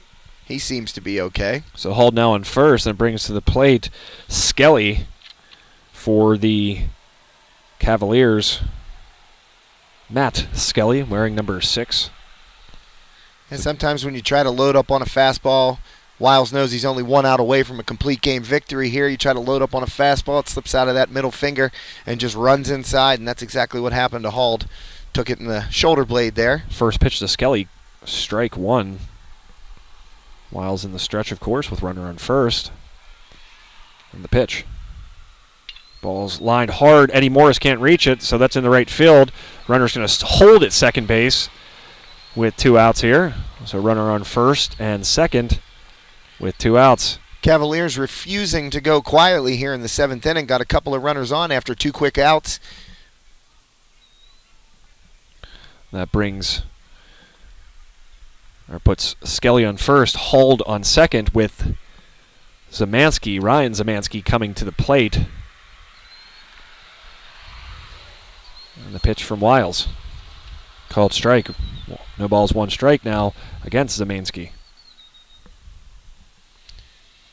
And that was Wiles' 82nd pitch of the game, so he's still in good shape to close out this complete game, and I'm sure Ed Morris wants that right now. Don't want to have to bring another pitcher in here just to get 1. Here's the ball grounded hard to short. Bordick will throw on to second, and that will end the contest. Great job by Bordick with the runner kind of moving in front of him to keep his eye on the ball and get it quickly over to Eddie Morris, the second baseman, and that will do it. So Armstrong coming out on top in this important section matchup against the visiting Kiski Cavaliers, 6-2, Josh. Eli Wiles, a complete game, 2-run effort, and I'm not sure whether those both were earned or...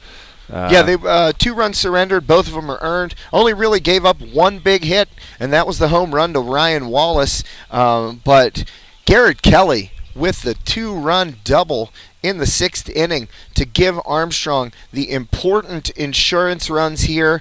And Eli Wiles, boy, you can't say enough about what he was able to accomplish on the mound for Armstrong today, coming in, giving head coach Ed Morris a complete game victory over the Cavaliers. As you mentioned, Joe, key section matchup. This is huge for Armstrong, especially after dropping a section game to Fox Chapel yesterday afternoon.